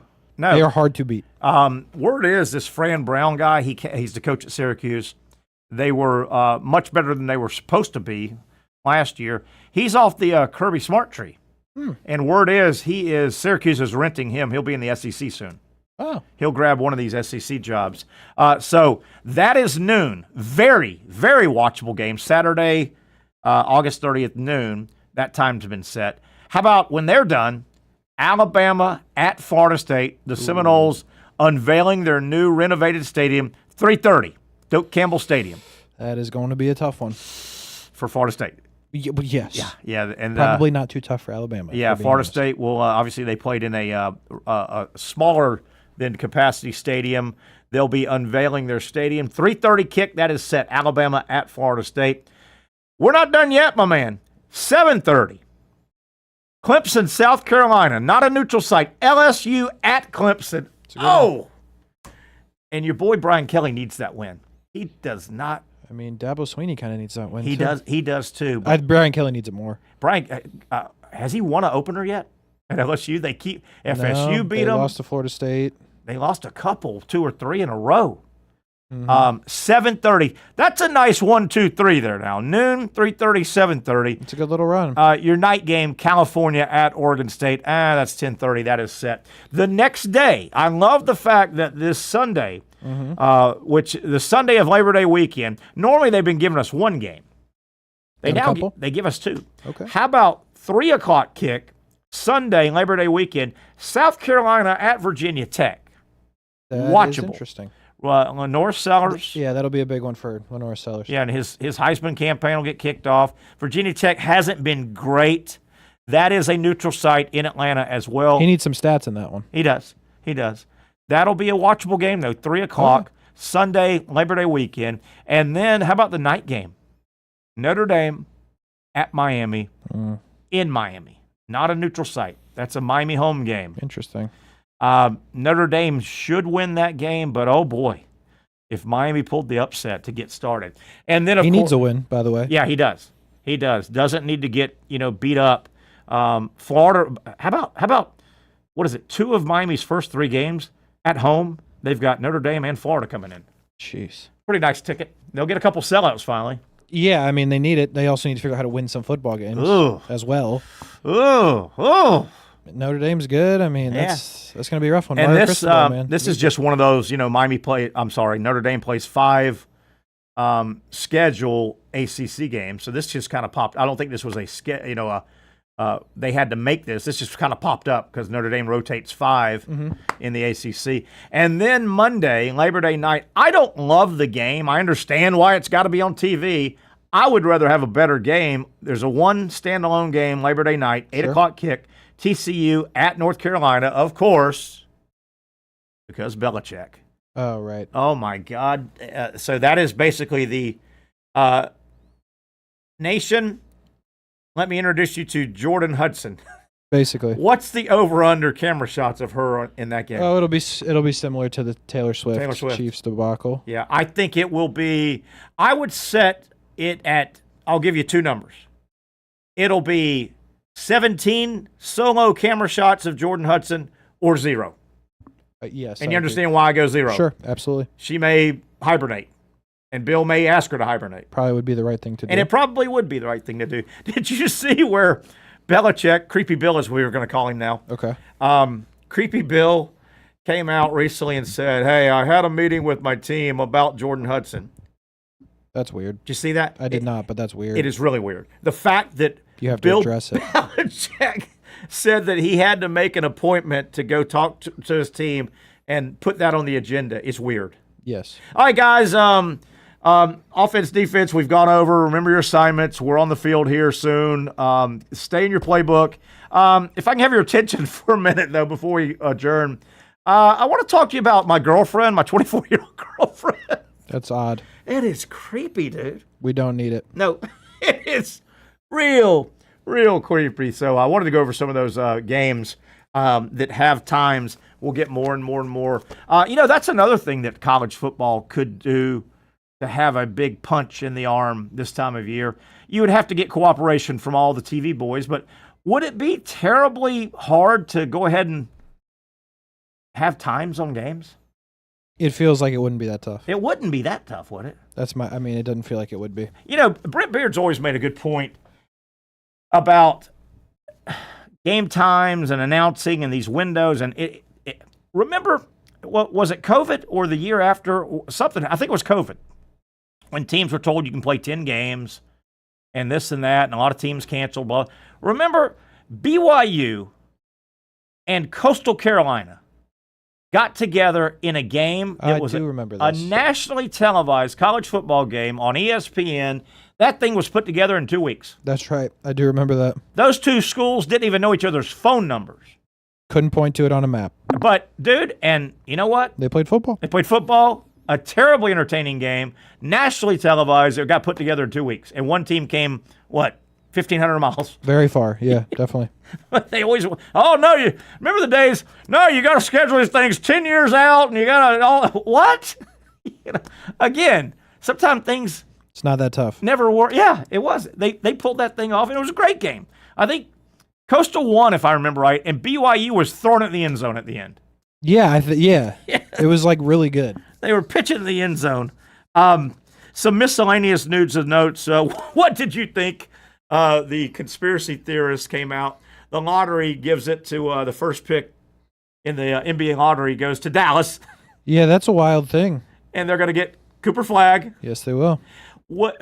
Casey, seriously, if the trade never happened, if Luka was still on Dallas, would they have gotten the first pick? No, because they would have won more games. Yeah, good point. But the damn what could have been in me, and the Dallas fan is sitting there going, so you're telling me we could have had Luka and Cooper Flagg next year? I mean, low-key, though, they look pretty nasty if they pick Cooper Flagg, which you assume they will. Yeah. Assuming that Anthony Davis is healthy and that Kyrie is healthy, that's pretty solid. Yeah. And you got guys that play defense, which you didn't have with Luka. So it would be interesting, though, if they did have Luka still and they had this pick, because I don't know necessarily that a world exists where Cooper Flagg and Luka could be on the court at the same time with Kyrie. Yeah. Because first off, there wasn't enough basketball to go around with Kyrie and Luka. Add Cooper Flagg into that, there's really not enough basketball to go around. Yeah. Is there any way that as a swan song, somehow LeBron James ends up being a teammate of Cooper Flagg somehow? Probably, some way, somehow. LeBron could get that done, couldn't he? He calls Adam Silver and says, hey, did you hear the trade? The Lakers, LeBron's coming back a year. Luka's gone and Flagg's in. We'll see if that'll work. We traded him back. Yes, we traded him. Yeah, that's what they would have to do. A couple more news and notes from the NBA. We talked about the lottery. Everybody's having fun with that. Have you seen some of the projections? There's several projections of draft order. Cooper Flagg goes 1. Did you see what school in a lot of draft mocks, one school is supposed to have the 2nd and 3rd pick? Oh, yeah. Rutgers, for God's sakes. Yep. How'd that happen? Working. Those two kids are good, too. Dylan Harper and Ace Bailey, those kids are good. Who else was on the team? Richard Simmons and Richard Marks, and how bad was the rest of the Rutgers team? Terrible. I don't really know what happened there fully NIL wise, but like they were highly rated kids. They came out, they went to Rutgers, they never like wavered, and they were just playing for Rutgers this year. Like I don't really understand how that worked or why you would spend if you like were paying the NIL money. I don't know why you would do it. Yeah. But they did it. But those two kids are good. And help me here. I'm assuming Rutgers didn't make March Madness, did they? No, they were terrible. They were terrible, right? Yeah, they were terrible. It wasn't like they were. Yeah, they weren't even FSU terrible. I'm sorry, Georgia terrible. Georgia got in and got beat by 50. Yeah, no, it wasn't Gonzaga. even close to that. Georgia would have beat them by 50. And they had Asa Newell, who's going to go in the top 10. Mm-hmm. Rutgers has two guys going in the top 5, probably, maybe top 3. Yeah, they probably will be 2 and 3. They're good. Weird. Those kids are good. Weird. And of course, not that I don't subscribe to the theory that Duke had a bad season. I mean, Duke made the Final Four, right? Correct. I mean, Duke. You realize Duke's going to have 3 of the top 8 picks, it looks like? Yeah, makes sense. 3 of the top 8 picks. I'm sure some hardened Duke fan will, but we didn't get to the. Well, dude, you made the Final Four. I consider making the Elite 8 a successful year. If you make the Elite 8, the ball can bounce your way and you can win the damn thing. Oh, I think all of college basketball is grading on a scale. I think Georgia had a successful season. Yeah. I mean, they got Georgia with Mike White coaching got in the tournament. Yeah. I mean, yeah, like I think everybody gets graded differently in college basketball, and I would agree with you. Like, no matter who you are, if you go to the Elite 8, you did something right. I understand Duke and Kentucky, they want more, but like, I think Duke had a very good season. As bad as it was for the Celtics to watch their one of their superstars go down, you realize he had 42 points last night? Yeah, he was. God almighty. Tatum goes down. Open-ended, probably not fair. Is this the last go-around? Will the Celtics and Warriors have to rebuild? Probably Warriors much more. Warriors will. Yeah, Warriors. Celtics probably okay, depending on. I mean, Tatum's going to miss a whole year. It looks like he's going to miss all of next year. Yeah. Right. Warriors, this final run. Yes. Final run, and I don't know if the series lasts long enough to get Curry back on the court. No, I don't think it will. Yeah, it looks like the Warriors, and what a hell of a run! What a hell of a run it was. Looks like they're going to have to rebuild. It does. In NBA playoffs. I don't feel bad for him, by the way. So hold on, I wrote them down somewhere here. Oklahoma City 3-2 lead over Denver. Indy closed out. Pacers closed out Cleveland. That was pretty wild. 4-1, yes. Knicks look like they're about to kick Boston to sleep. 3-1 lead. Mm-hmm. Minnesota also 3-1 over Golden State, which we mentioned. 2. I guess we got 2 tonight, and only 3 total now still open. 1's done, as we said. Pacers correct over Cleveland.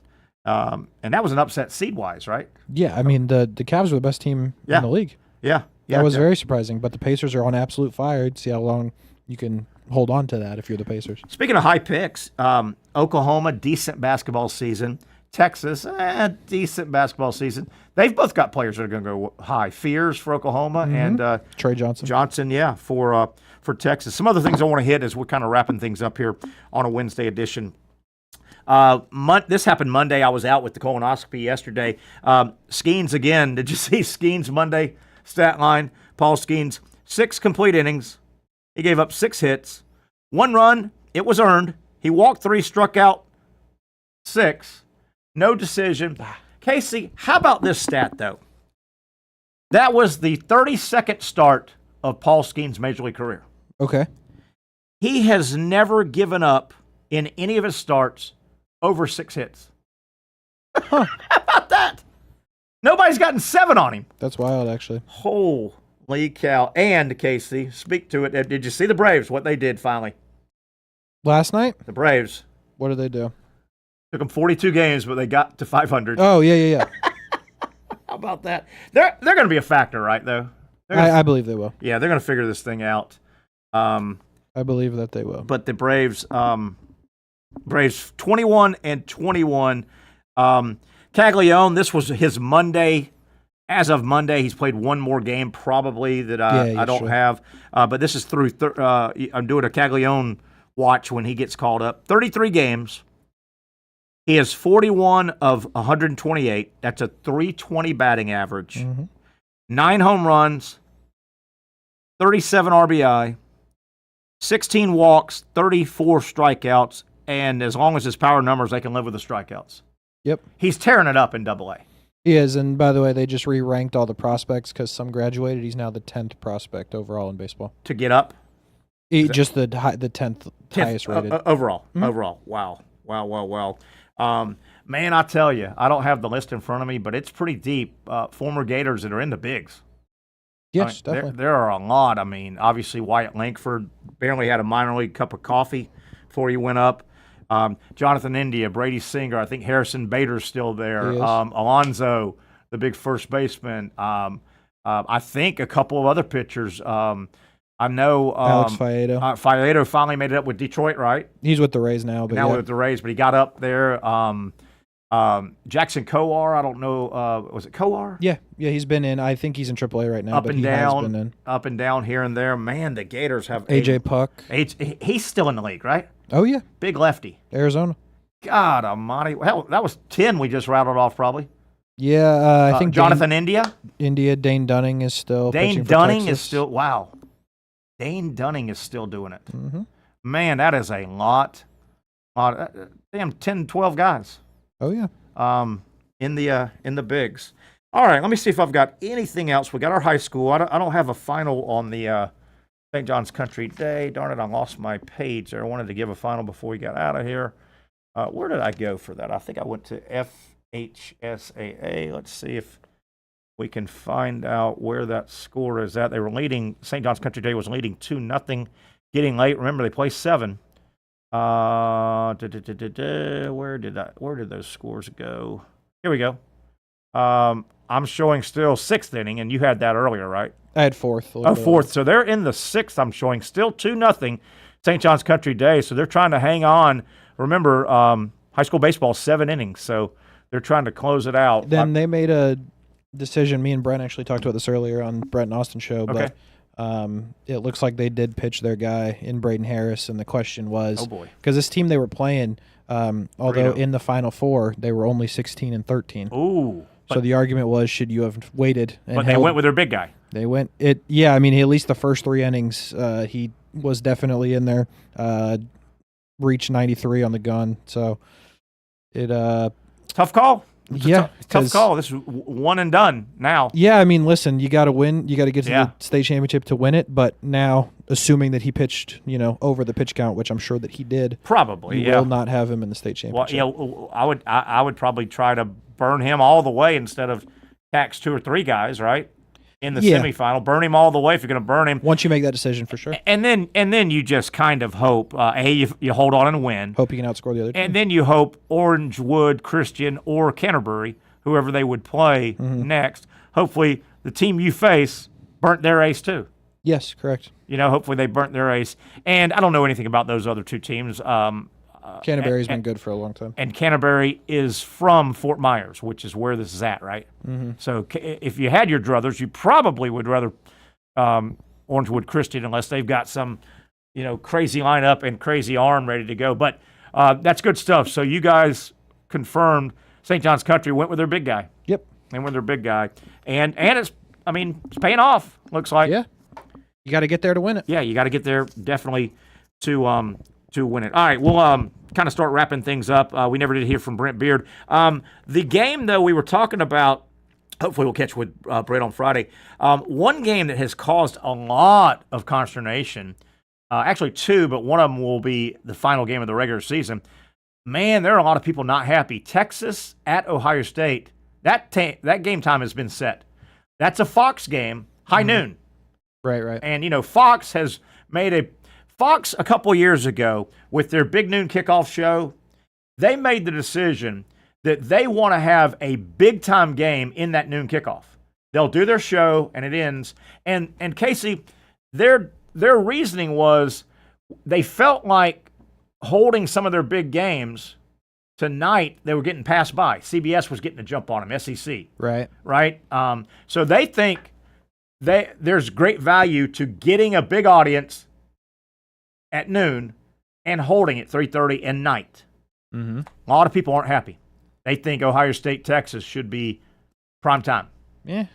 I don't care necessarily because I have trouble sometime at 10:30 staying awake, 11 o'clock. Yeah. But I can understand it. Also, it's also been announced Ohio State, Michigan is noon. Now, that's not getting as much consternation because it's way down the road. Yeah. But, man, there are a lot of unhappy people about Texas, Ohio State. I mean, that theoretically could be the best game of the year. I mean. Yeah, but, I mean, I'm fine with it. Are you fine? I'm fine with it. For sure. I'm fine with it. But, man, there's a lot of people. But to the credit of Fox, they as a network and their sports arm, they've made the decision. We think it's best for us and our product and our advertising and our eyeballs to put a big game at noon. And then, they'll have other big games, but they can feed the 3:30. Yeah. And hopefully the 3:30 feeds their night game as well. Absolutely. And they've stuck by their guns for a couple years. By the way, I think their pregame show has passed game day. And I think game day got too fluffy.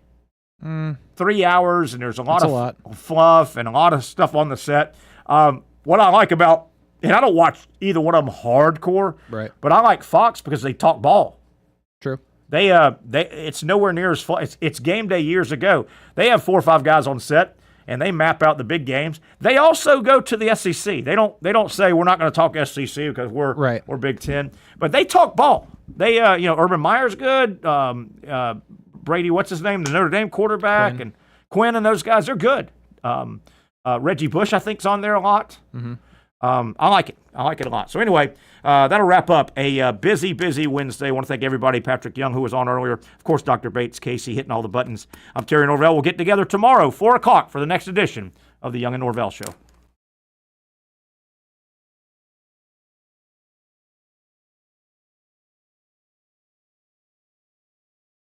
Finally, a family atmosphere, kid-friendly restaurant with a real sports bar feel. Bricks Jack's Beach features all that and a large, climate-controlled covered patio with misting fans and heaters for all seasons. Mix in an extremely diverse menu that features the most quality and affordable steak at the beach, and there's no reason not to enjoy your next lunch, dinner, happy hour, or big sporting event at Bricks Jack's Beach, 300 2nd Street North in Jacksonville Beach. See you at Bricks Jack's Beach.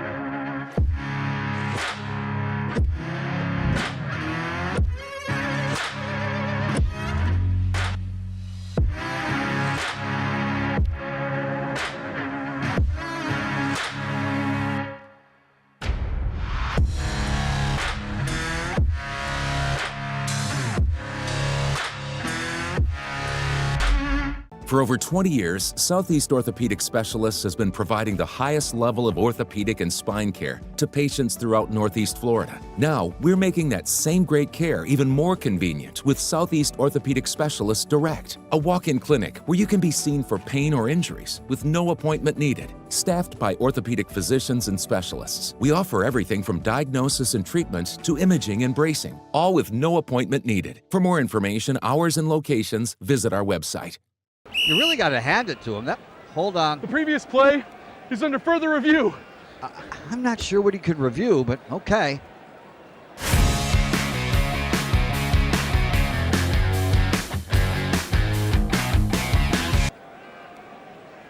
Sure has been a while. Dynamic Hurricane Grill and Wings for the football season. Well, there he is. Oh, what is that? Hey everyone, Olivia Tasley here from Action Sports Jacks to tell you all the different ways you can watch our new 24/7 network. 3 easy steps. You don't even need a pen and paper to write it down. Step number 1, download the app. Search Action News Jacks in your app store either on your phone or your smart TV. Then, once you're on the app, click on that little drop-down menu in the upper left-hand corner with the 3 little lines. That'll show you these options, and boom, right here, click Action Sports Jacks 24/7, and you will be brought to our continuous stream channel.